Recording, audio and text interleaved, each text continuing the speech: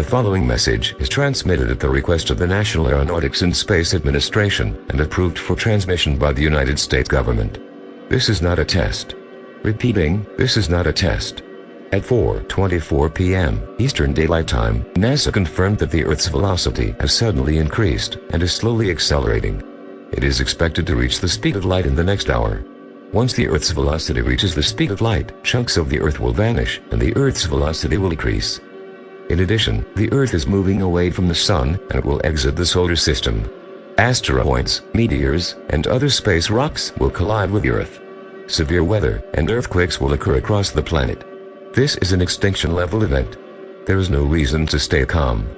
Residents living in the United States, gather family and loved ones and prepare for the end.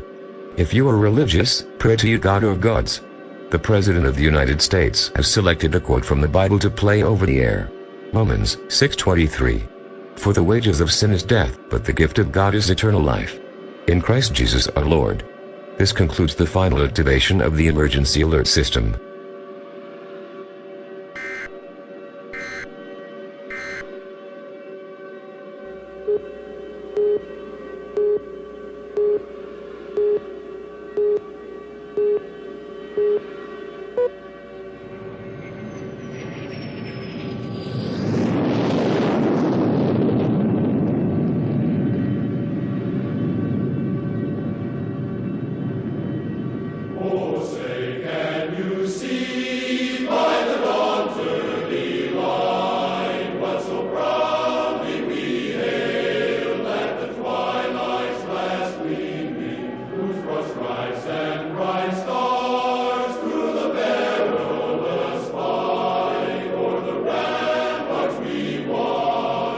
So